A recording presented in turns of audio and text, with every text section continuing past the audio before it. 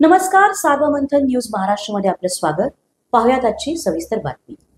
राहुरीतील छत्रपती शिवाजी महाराजांच्या पुतळ्याची विटंबना करणाऱ्या आरोपींना तातडीने अटक करा व देवळाली शहरातील 19 तरुणांवर दाखल झालेले खोटे गुन्हे तातडीने मागे घ्यावेत. यासाठी उद्या गुरुवार 9 एप्रिल मराठा एकीकरण समितीच्या वतीने राहुरी पोलीस ठाण्यावर मोर्चा निघणार असून त्यात देवळाली प्रवरा हद्दीतील सर्वपक्षीय पदाधिकारी, कार्यकर्ते व नागरिकांनी उपस्थित राहावे असे आवाहन करण्यात आले आहे. राहुरीतील मोर्चाबाबत आज दिनांक 9 एप्रिल रोजी दुपारी सर्वपक्षीय बैठक बाजार तळावर पार पडली. या बैठकीत उपस्थितांनी घटनांचा निषेध व्यक्त करत शहरातील 19 तरुणांवर झालेले खोटे गुन्हे मागे घ्यावेत अशी एकमुखी मागणी करण्यात आली. प्रसंगी माजी आमदार चंद्रशेखर कदम, माजी नगराध्यक्ष सत्यजित कदम, माजी उपनगराध्यक्ष अण्णासाहेब चौथे, धोंडीभाऊ मुसमाडे, अशोक खुरुद, मेजर शरद चव्हाण, प्रकाश संसारे, शैलेंद्र कदम, गोरख मुसमाडे, शहाजी कदम, सुधाकर कदम, सचिन ढूस, प्रशांत मुसमाडे, विशाल मुसमाडे, अमोल कदम, अनंत कदम, जयेश मुसमाडे, डॉक्टर विश्वास पाटील, भारत शेटे, आदिनाथ कराळे, सागर खांदे, सचिन सरोदे, दीपक पठारे, दीपक त्रिभुवन, ऋषभ लोढा, किशोर कोबरणे, रामेश्वर तोडमल, डॉक्टर संदीप मुसमाडे, भागवत मुसमाडे, माऊली वाणी, राजेंद्र चव्हाण, राजेंद्र ढूस, सागर कदम, सुधीर खुरुद, प्रवीण देशमुख, संतोष झावरे, कुमार कदम, शरद वाळुंज, अखिल बाबा पटेल, रफिक शेख, संदीप कदम, शशी खाडे, सचिन शेटे, सतीश वने, अनिल चव्हाण, सनी मुथा, अमोल मुसमाडे, नितीन वाळुंज, अशोक शेटे, मनोज भोंगळ, सुखदेव होले, बाबासाहेब मुसमाडे आदीसह विविध पक्षाचे पदाधिकारी व ग्रामस्थ उपस्थित होते. सार्वमंथन न्यूज महाराष्ट्र, देवळाली प्रवरा, अहिल्यानगर. दिनांक 26/3/2025 ला माझ्यावरती एक जीव घेणा हल्ला झाला होता.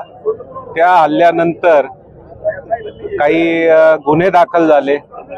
काही गुन्हे मी या अर्थी म्हणतो की माझ्यावरती हल्ला झाल्याचा एक गुन्हा दाखल झाला आणि त्याला काउंटर अटॅक म्हणून काही लोकांनी, जे यातले गुन्हेगार होते त्या मंडळींनी एकत्र येऊन गावातल्या काही तरुणांवर खोट्या अॅट्रॉसिटी आणि पोस्को सारखे गुन्हे दाखल केलेले आहेत.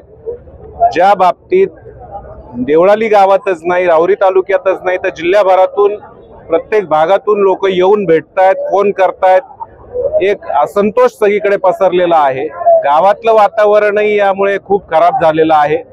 त्यामुळे मागच्या 7-8 दिवसांमध्ये गावची यात्रा होती, काही वेगवेगळे सण होते. त्यामुळे आम्ही गावात शांतता कशी ठेवता येईल यासाठी प्रयत्न करत होतो. परंतु काल बऱ्यापैकी त्याचा उद्रेक व्हायला लागल्यामुळे आज एक सर्वपक्षीय सर्वधर्मीय बैठक या सर्व गुन्ह्यांच्या विरोधात म्हणून आम्ही आज आयोजित केली होती. बाजार तळावर या बैठकीचं आयोजन झालं. यामध्ये